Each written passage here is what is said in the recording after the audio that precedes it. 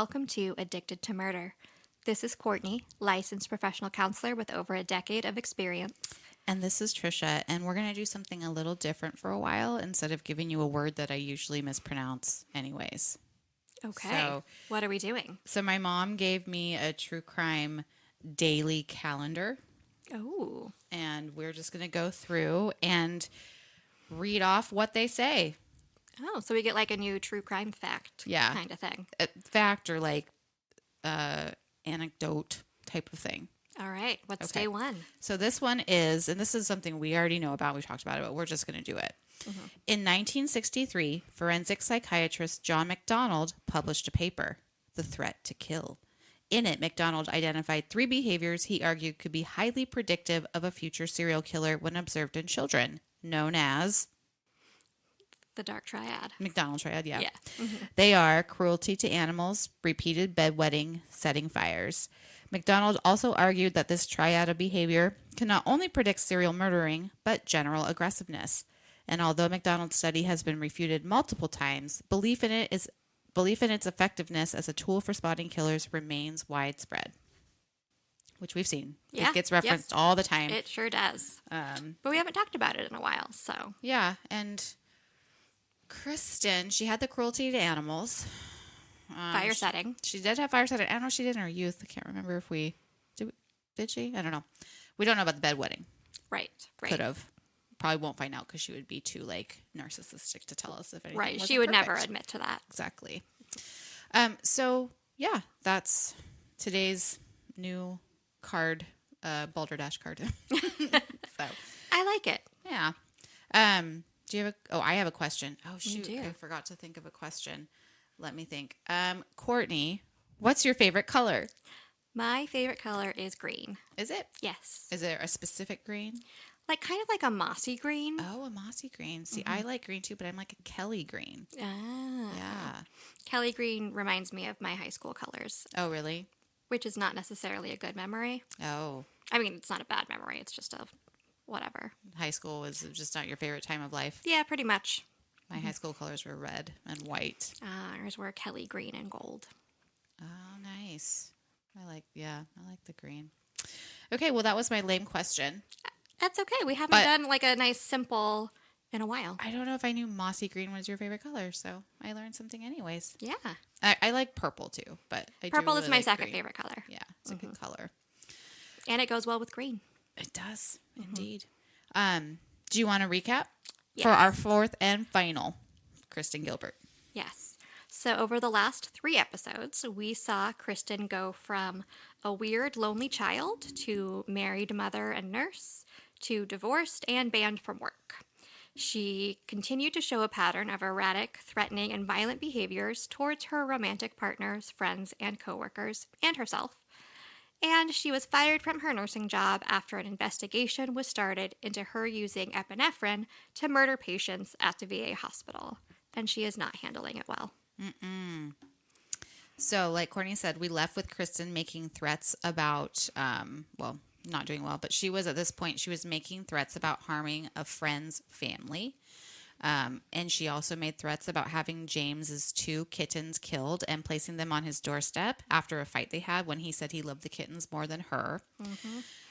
So Kristen has a neighbor named Samantha, and she is also the one that encouraged Kristen to take the kittens to the vet when she saw how sick they were. But now she's frightened for her life. She's contacted the investigators who told her the worst thing she could do is act differently around Kristen because Kristen could be dangerous. She doesn't want to let on that she's someone to be targeted. And she had indeed lent Kristen a bottle of ketchup 2 days before, and the police said bring it to them and they would test it for poison. Everyone was taking this seriously. Right. Samantha was definitely rattled, especially after Detective Murphy, told her that they thought Kristen may be responsible for 40 deaths, and that, might make her the most successful serial killer in the United States, female anyways. So Courtney, poor Samantha, she is probably so freaked out right now. It would be so hard for a person with no formal training or experience, especially, to just keep acting like everything is fine. And that she still, wants to be friends with this person who is so unpredictable. Right. Well, in September, people started getting weird phone calls or voicemails with like an electronic sounding voice. And one of those people was Glenn. He got a voicemail that said, quote, "I just wanted to say goodbye for the last time. Goodbye," but in a robot voice. Glenn thought it sounded like a pre-recorded voice that was played back at like half speed. He at first thought it was Kristen, but it did sound like a male. So he handed over the weird tape to the investigators. And September 26th, 1996, a short time later, James was at work when he got a phone call, and it was a weird-sounding voice that said, quote, "This is a message for all Persian Gulf veterans who were exposed to chemical weapons." The person then hung up, but called back a few minutes later and said, "There are 3 explosive devices in Building 1. You have 2 hours." The weird electronic voice then hung up. James received another phone call, and he pressed the record button on the phone, and it said, "Nothing will compare as to what is going to happen tonight." And by this time, people have been notified about this bomb threat, and a whole lot of other phone calls came in, weird ones. Fire trucks and police were arriving, and the phone company was trying to trace the calls, but the calls were too short. So it was time to start evacuating patients. Then another call said, "This is my last call. In 25 minutes, I'll see you in hell." Yeah. So Special Agent Plant asked James if he knew where Kristen was when the phone calls were made, because they had still been talking. And James said that, and it was just too coincidental that both Glenn and James got phone calls with a distorted phone voice. And so James said that he thought Kristen had go to the mall to use the internet cafe, because back then that's where you went to use internet. Right. Not everybody had it at home. Not everyone had their dial-up AOL. So Plant headed to the mall. He checked out all the stores around there, the cafe, just wandered around, not sure what he was looking for, but he was looking for something. He then saw the toy store and decided to check that out. And with help from a clerk, he looked through the electronic department and found a Talk Girl. This was a device that could play back a tape at different levels or speeds to make a voice sound robotic or male or female, I guess, if you went the other way. Mm-hmm. Chipmunk. I remember this from Home Alone 2. Yes. Little Kevin had this device, and he was, screwing with people with it. Right. He recorded like the guy on the movie making threats. Yeah. And, like the gunshots and stuff. The Angels with Dirty Faces 2. Yes, that one. Because Angels with Dirty Faces 1 was in the first movie. One. Oh my gosh, how do I remember this random ass shit? Okay. Anyhow, Special Agent Plant asked the store clerk if anyone purchased one of these the day before, and if so, did they pay with a credit card by chance? And lo and behold, there was one purchased by credit card. And guess who bought the damn toy, Courtney? I mean, I'm sure it was a total stranger who had absolutely no connection to Kristen. And how dare the police keep making up those lies about her? Right. Wrong. It was Kristen. No. Of course it was. Yeah. Because, why do they leave these paper trails? I mean, I'm so glad that criminals think they're smarter than everyone and make these mistakes, but it's like, come on. Like, buy shit with cash. I don't know. They leave text messages. They leave voicemails. Everything now on social media. Oh, yeah. Like, I don't know how many times I've heard now in court cases, like in our real life court cases, where there's social media stuff all the time in all these cases. It's like, just stay the fuck off. I don't know. Post photos of yourself with the money you stole. Right. Like come on. Yeah. But anyways, do you think that it's that they think that they're too clever to get caught? Do you think they're too lazy, or just no foresight? I know we're generalizing and everyone's different, but. Yeah. I mean, in Kristen's case, I think it's a combination of that narcissistic immunity, right? Mm-hmm. She believed she wouldn't get caught, and some borderline impulsivity. Mm-hmm. Right? She hadn't been arrested yet. So, in her narcissistic mind anyway, clearly what she was doing was working, and there was no way that she would get caught. And at the same time, she's acting impulsively, going from one action to the next, trying desperately to both maintain and sabotage her relationships with others. And she probably bought that Talk Girl without much thought, like as soon as she had the idea, and didn't consider that it could be traced back to her. Sure. Because, she's, so clever. Right. Another threat came to James at work the next evening. Only a couple calls this time, but still it was too short to trace. He went home after that for his, 2 days off for his weekend. And, of course, it was no surprise that no phone calls came in of that nature when he was off shift. So A talk girl was found on the ground very near Kristen's residence, but it was kind of like busted up and broken. Some kids found it and took it to school and played around with it. And by the time investigators were made aware of this talk girl, I can't remember who told them that there was one, but too many hands had touched it. So there were no good prints of Kristen on there. But that toy was broken.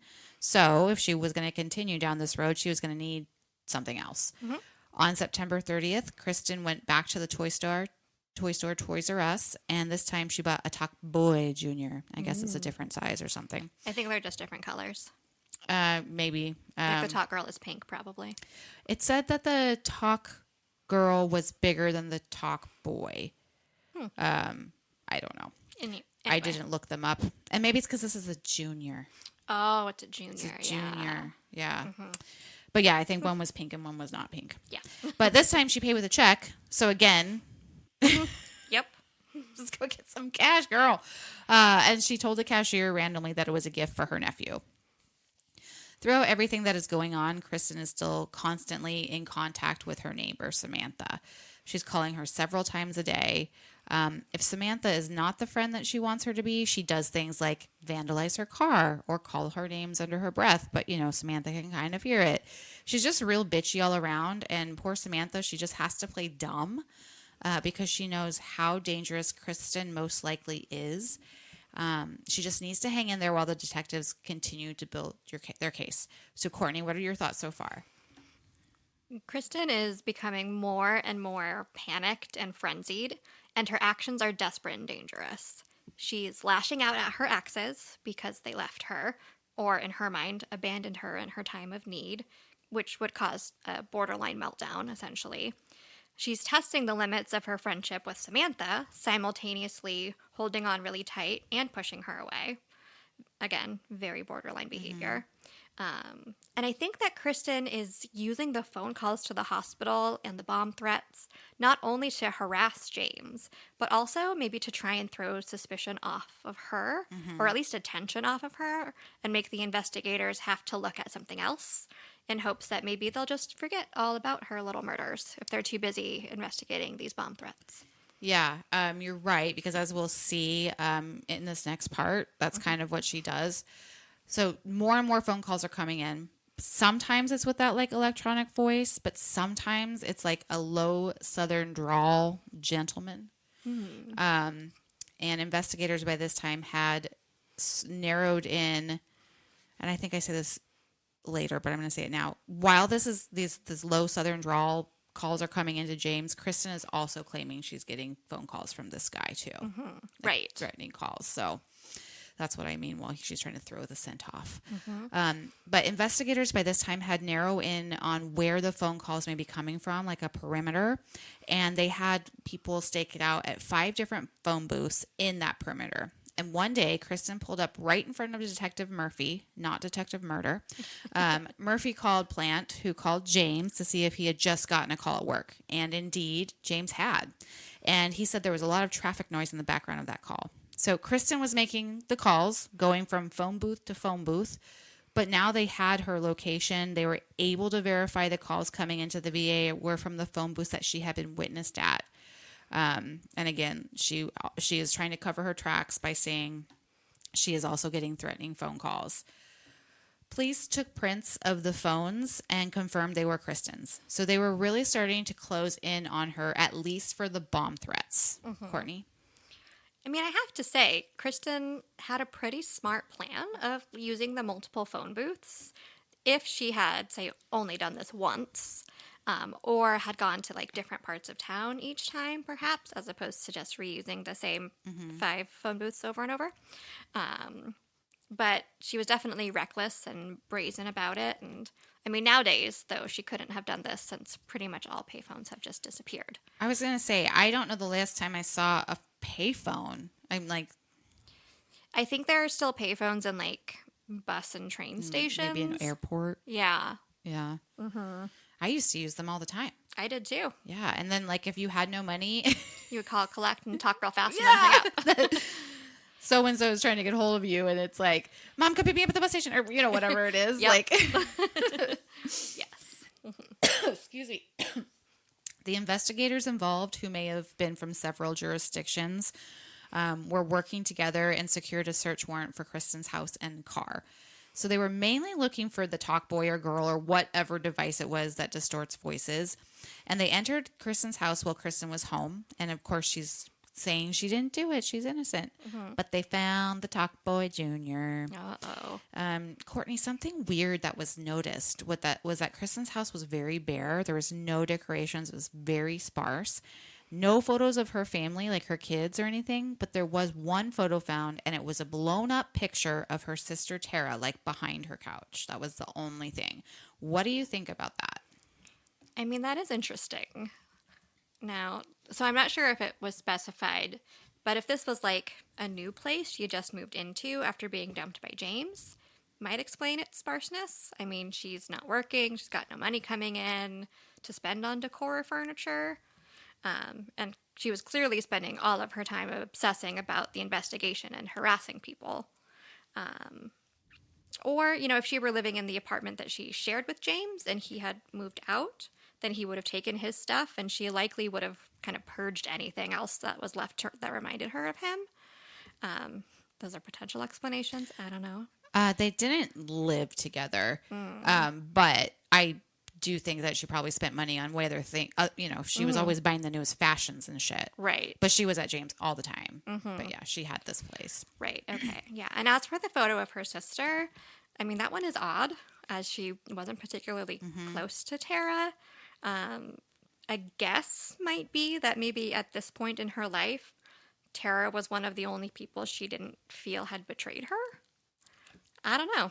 That's a mystery. I don't know. Or I guess maybe someone gave her that picture of Tara so she didn't have to pay for it. So she hung it out on her wall. Maybe it was gifted. Yeah, I don't know. It was just weird. It was noted by the investigators. That is weird. So she's not yet been arrested, but she was up to her old tricks by pretending to attempt suicide. She was making these, desperate phone calls to Samantha primarily. They became harassing. There were many phone calls. She's claiming she's on death's door. She said, call my parents and tell them I love them. She'd hang up. She'd call back. Samantha knew she was lying. I mean, how many times has Kristen done this now? But she was still supposed to pretend to be a supportive friend. Plus, she knew Kristen's wrath when she got angry. Her car had been vandalized after all. Samantha finally turned off the ringer. Just couldn't take it. So at which point, Kristen started to call another, quote, friend. Her name was Carol. Carol, however, fell for Kristen's antics. She hadn't been exposed to as much as Samantha. I don't know if she knew what was going on with the investigation either. And she stayed with her on the phone while an ambulance was sent to her place and took her to the hospital to be admitted to the psych ward again. Courtney? Classic borderline behavior. Well, Special Agent Plant is getting really close to getting an arrest warrant. The judge agreed to keep Kristen psychiatrically held during this time so she couldn't just sign herself out of the hospital. And so for the first time, she was assessed under court order. The psychiatrists were basically said that she was a big fat liar who manipulates and cannot be trusted. I'm paraphrasing, obviously, but that was the gist. They did officially diagnose her again with NPD, ASPD, and obsessive compulsive personality traits. Courtney, this is sort of a new one. Tell us about obsessive compulsive personality traits and how that differs or aligns with just regular old obsessive compulsive disorder, OCD. And if you agree. So we've only had like one or two killers so far with obsessive compulsive personality disorder, Colonel Russell Williams being the most memorable, at least to me.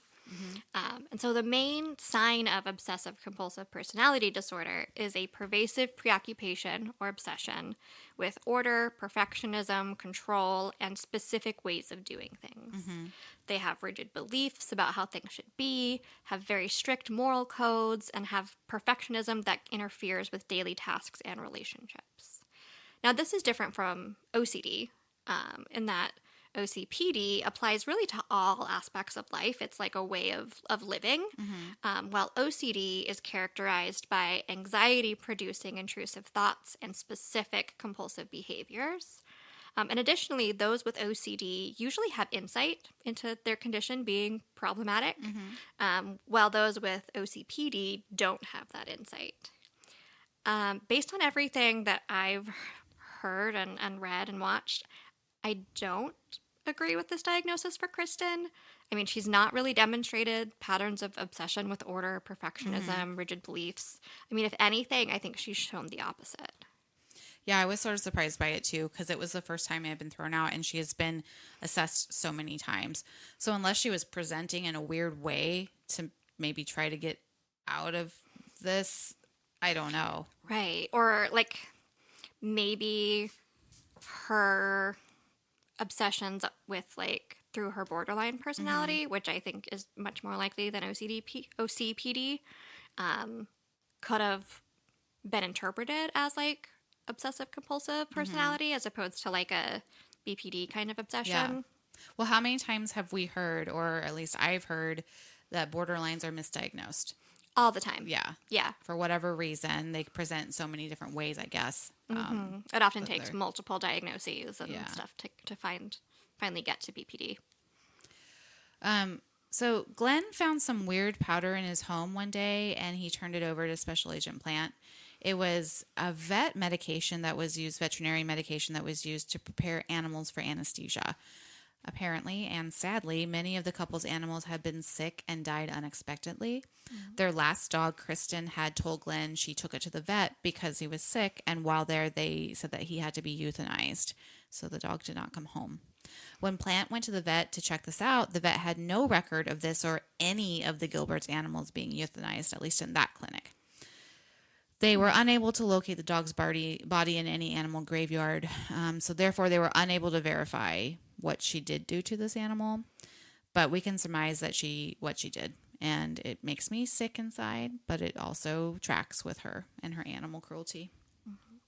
Yeah, I mean, it's very sad. And like you said, Kristen does have a known history of animal abuse in childhood. And, you know, her actions could be pretty clearly viewed through the lens of her personality disorders that are, you know, seeking revenge to hurt Glenn. And so at this point, the pets, I mean, and James too, you know, the pets are just tools or objects in her mind at this point to, you know, serve her needs. Well, let's fast forward a bit. Kristen is arrested, finally, for the bomb threats only. They still need to get more evidence for the murders at this point. And she was taken outside of the hospital. Under Miranda, she declined to speak. A few days later, she pled guilty and was released into her parents' custody. She did have to wear a monitor, which was probably a smart thing because she seems like the type that might run. I mean, why wouldn't she? She's being investigated for bomb threats and the killing of dozens of people. Kristen did not like being at her parents' house. She said it was almost like jail. They lived a couple of 100 miles from her home and from James and from where all the things were happening. So on November 2nd, 1996, Kristen was indicted on felony charges, phoning in a bomb threat to a federal entity. She remained on house arrest. Her trial was set for January 98. Maybe I said that wrong. Maybe she pled not guilty. I'm sure she's pled not guilty. So scratch that guilty thing because otherwise there wouldn't be a trial. Right. So, excuse me. What's the bit difference? Guilty, not guilty. That's nothing big. The murder investigation was getting underway, and the exhumation of bodies was beginning. And negotiations were offered for Kristen's bomb threat case. So, like, her attorney wanted 18 months probation, and the defense wanted 18 months prison. The prosecution wanted 18 months prison. Most of the rest of this case is, you know, about how the court case is played out. But I'm just going to cut to the chase on the bomb threat issue. She went to trial, and on January 20th, 1998, after 3 days of deliberation, she was found guilty, and she received 15 months in prison. What do you think, Courtney? I mean, I'm glad that the prosecution really pushed for jail time. As we know, I mean, it's clear if Kristen were allowed to serve probation, you know, out in the world, she absolutely would have considered or continued her behaviors. Yeah, because she would have gotten away with it again. Right. So Kristen was sent to Danbury Prison in Connecticut to serve her 15-month sentence. During her incarceration, Bill Welch was given the murder case to prosecute as the U.S. District Attorney because it turned federal. Suffice to say, it was a bit overwhelming as there was so much evidence and witnesses and deaths to sort through. And I can just imagine the huge amount of paperwork that had to be sorted through and that also had to be filed by the attorneys. He was granted co-counsel, and he selected Ariane Vuono, a female who Welch thought could bring a good perspective to the case and she was the only attorney in the U.S. Attorney's Office who at the time had tried a murder case. Kristen had been appointed an attorney by the courts, and his name was David Hook. Hook was no stranger to capital murder cases, which this was shaping up to be, and capital cases allow for the defense team to have at least 2 attorneys, one of whom must have capital case experience. Hook's co-counsel was Harry Miles. After more consideration, the defense team requested to be allowed a third lawyer, and that was granted. So Paul Weinberg was not a criminal prosecutor, but he was added to the team primarily for his medical malpractice experience. Sifting through the medical records. Right. Yeah. Knowing what all that means. Yeah. So, 2 prosecutors, 3 defense. Big teams. That's what we got going on. Toxicology reports started coming in on some of the bodies that were exhumed. Ketamine was found in the tissues of one of the victims. And at this time, it was easy to get a veterinarian's, ketamine at a vet's office. It wasn't classified then, right, as it is now. Unfortunately, they were unable to find any evidence that Kristen had purchased the ketamine, though. It was not available at the hospital she worked at, so it kind of turned out to be a bust. Gilbert was officially indicted on 4 counts of murder. Those of Henry Hudson, Ed Squira, Stanley Jagodowski, and Kenny Cutting, apologies for the names, as well as 3 counts of attempted murder for Angelo Vella, Francis Meyer, and Thomas Callahan. And obstruction of justice for many things, but one of them being when she tried not to allow James to leave his house by blocking his driveway with her car when he was meeting with the attorneys. Whether it would be prosecuted as a death penalty case was up to the then U.S. Attorney General, Janet Reno. Hey, I remember that name. I know. Why? Why is that name so? Because I don't know I couldn't tell you who it is now. I'm guessing because this was right around the Clinton scandal time. I bet she was in the news a lot. And maybe the O.J. Simpson stuff. Maybe. Yeah, I don't know. While Kristen was in jail, she made a lot of phone calls, and naturally those calls were recorded and listened to by the investigators. And in one of the calls, she said she was working on a novel, which was about her life. So this prompted a toss of her cell, and a 25-ish page start of her book was confiscated. For whatever reason, they did not wait for her to finish the book, and the team admitted that had been a mistake. Yeah. Yeah. Courtney, we see that killers like to write about their lives. Not all, but some. Do you think that this is typical narcissistic behavior? I think it definitely could fall under narcissistic behavior, right? When you're writing a novel or an autobiography about memoir. Right. Yeah. I mean, there is some inherent self-absorbedness that goes with that you think that your story is so interesting that people want to read about it, essentially. I mean, honestly, Kristen's might be interesting. But yeah, I think starting on that is a way of thinking like down the road when she publishes it. It's a way to get more attention, to get the media to focus back on her, to have, everyone in America reading about her story and all of that. But we know at this point, right, she wouldn't have been allowed to profit from it. Right. But I wonder if it's also a way for her to relive her crimes. And she's with these female serial killers. I get the feeling, or I get the sense that they aren't the same as like the sexual sadistic male serial killers, where I don't know if they like to relive what they did. I don't know. What are your thoughts? Yeah, I mean, it very well could be. I mean, we do see that there was some like sexuality involved in these murders, especially with James, and kind of, it seeming to be kind of like a turn on in their relationship. And so that's a good thought. I hadn't thought of that, but I don't know. We see so few female serial killers, and they're very rarely, if ever, sexually motivated, at least on the surface. So, right. Yeah. Or like, the the horrible, sometimes the serial killers like do these rituals where they do all sorts of horrible things to the body before they finally kill them. Right. The females tend to be much quicker or slow, like poison or. Right. Yeah. Less like hands-on. Yeah. So the case was determined to become a death penalty case. That was decided. The tissue samples continued to come back with large amounts of epinephrine, which was determined not to have been produced naturally. Judge Ponzer, which was the presiding judge of the case, was going to allow both sides to provide expert witnesses to testify to the toxicology results, but decided that Glenn's attempted poisoning by Kristen was not going to be admitted into evidence. Okay. I don't know why exactly. Maybe because they couldn't prove it. I don't know. Jury selection was next, and 1,700 summons went out for this case. It would take weeks to select a jury of 9 women and 3 men. And interesting how lopsided it was gender-wise. Right. Usually it's the other way around. Yeah. And I don't know if it was because it was a female that they wanted more women on there. Because, they get so many vetoes. Mm-hmm. Yeah, who knows? So the trial began on November 20th, 2000. And the courtroom was packed. I'm sure Kristen loved the attention this was bringing her. Do you agree, Courtney? Oh, I'm sure she did. Yes. So the prosecution's opening statement took 2 hours. That's a long-ass time to be talking. The defense was a little shorter, lasting about 95 minutes. So a lot of information for the jury to receive. Right. That's like 3.5 hours of talking. Yeah. As the witnesses were called, the prosecution was dealt a devastating blow. The doctor who performed the toxicology test discovered that he had made a mathematical error that affected the results. And because of this, his credibility would be judged harshly by the jurors. So unfortunately, they had to withdraw him from the case, and kind of including his work as well. Right. So that meant that the case was pretty much circumstantial at this point. Right. They still did have the testimony of James, in which he explained how she confessed to him before the grand jury. So there is a confession. Right.